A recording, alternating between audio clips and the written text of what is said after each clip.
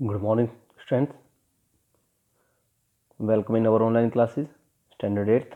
This is our social science period and myself, Vikram Sharma. Dear students, today we are starting our chapter number 19, the Union Government, the Executive. संघीय सरकार, कार्यपालिका. Executive होता है कार्यपालिका. देखिए बेटा जी, आपको पता है कि जो भारतीय गवर्नमेंट है, हमारी यूनियन गवर्नमेंट है, उसके 3 पार्ट हैं. ठीक है, 3 पार्ट है उसके: विधानपालिका, कार्यपालिका और न्यायपालिका. आपको सबको पता है द लेजिस्लेचर, विधानपालिका, जिसमें सभी एमएलए और एमपीज आते हैं जो कि हमारे देश के लिए कानून बनाते हैं. फिर आते हैं एग्जीक्यूटिव, जिसमें प्रधानमंत्री, उसके मंत्रिपरिषद, राष्ट्रपति आते हैं. और उसके बाद है जुडिशरी मीन न्यायपालिका. हम लेजिस्लेचर के बारे में कर चुके हैं पहले, जुडिशरी के बारे में कर चुके हैं. अब हमारा चैप्टर एग्जीक्यूटिव है जिसके बारे में हमें डिस्कस करना है. So let us start. Every government has 3 organs. They are legislature, executive and judiciary. अभी मैंने आपको बताया. You have read about the union legislature in the previous chapter. Now we shall study about the union executive. क्या होता है union executive? देखिए, executive is that organ of the government का वो part which enforces laws made by the legislature, जो कि विधानपालिका, legislature होता है विधानपालिका के द्वारा बनाए हुए कानूनों को लागू करता है. एग्जीक्यूट्स देम, उन्हें एग्जीक्यूट करता है. एनफोर्स और एग्जीक्यूट लगभग सेम मीन है. एनफोर्स लागू करना, एग्जीक्यूटिव उनके हिसाब से काम करना and run the administration of the country, और देश के प्रशासन को इसी कानूनों के हिसाब से चलाना होता है. यानी कि विधानसभा के अंदर जो कानून बनाए जाते हैं एमएलए एमपीज के द्वारा, ठीक है, एमपीज के द्वारा, विधानसभा के अंदर एमएलए के द्वारा, और संसद में विधान जो हमारे एमपीज हैं, मेंबर ऑफ पार्लियामेंट हैं, उनके द्वारा जो कानून बनाए जाते हैं उन्हें एग्जीक्यूटिव लागू करती है और उनके अनुसार हमारे देश का शासन चलता है. The constitution of India provides for a parliamentary form of government. जो भारत का संविधान है वो हमारे देश के लिए संसदीय सरकार का पार्लियामेंट्री फॉर्म, यानी कि संसदीय जो प्रारूप है, उसको हमें लागू किया गया, हमारे देश में प्रदान किया गया है.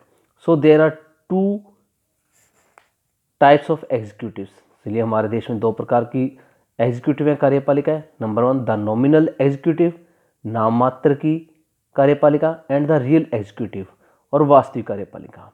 नाम मात्र कार्यपालिका वो जिसके नाम पर सिर्फ देश का शासन चलता है और उसके पास सारी शक्तियां उसके नाम होती है संविधान ने, परंतु उनकी शक्तियों का यूज है जो कोई और संस्था करती है, रियल एग्जीक्यूटिव करती है.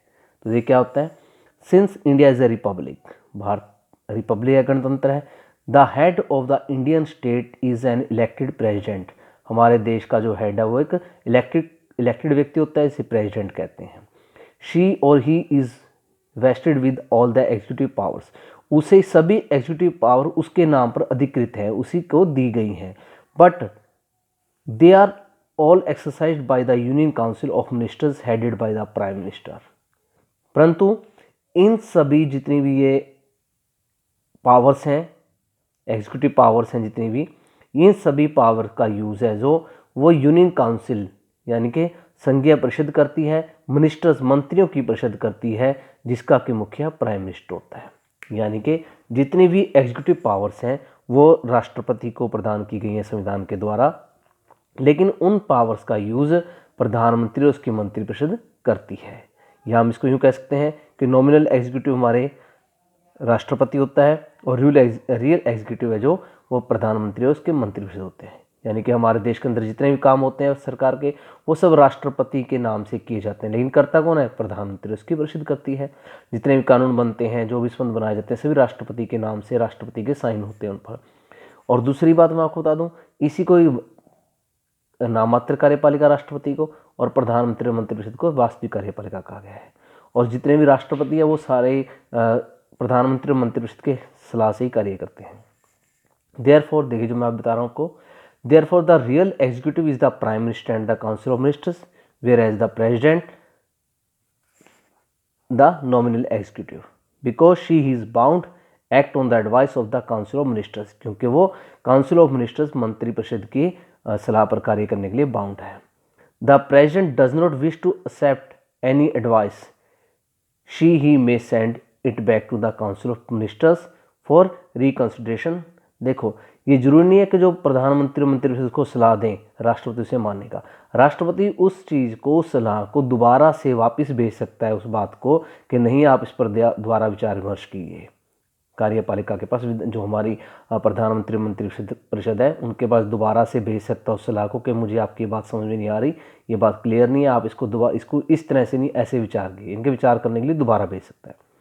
But if the same advice is sent back again, परंतु यदि प्रधानमंत्री मंत्रिपरिषद उसी एडवाइस को सेम वापस भेज दें as it, the president is bound to accept it, तो प्रेसिडेंट को इसे एक्सेप्ट करना ही करना पड़ता है। प्रधानमंत्री की बात को, प्रधानमंत्री मंत्रिपरिषद की बात को राष्ट्रपति को मानना ही पड़ता है। You have read in the previous class that the executive at the state level. देखिए, आपने पिछली क्लास में स्टेट लेवल पर जो कार्यपालिका उसके बारे में पढ़ा। क्या पढ़ा आपने?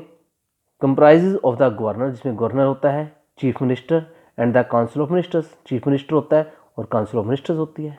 पढ़ा आपने इसके बारे में, 7th क्लास में पढ़ा होगा। Similarly the union executive at the national और सेंट्रल लेवल, और सेम इसी तरह से यूनियन एग्जीक्यूटिव जो होती है, संघीय कार्यपालिका होती है, वो नेशनल लेवल पर या फिर हमारे सेंट्रल लेवल पर होती है। इसमें कौन होता है? Comprises of the president, the prime minister and the council of minister, जिसमें प्रेसिडेंट होता है गवर्नर की जगह और प्राइम मिनिस्टर चीफ मिनिस्टर की जगह और साथ में उसकी council. In this chapter we will study about the union executive. इस चैप्टर में हम यूनियन एग्जीक्यूटिव के बारे में ही पढ़ेंगे, यानी कि राष्ट्रपति, प्रधानमंत्री और मंत्रिपरिषद के बारे में पढ़ेंगे।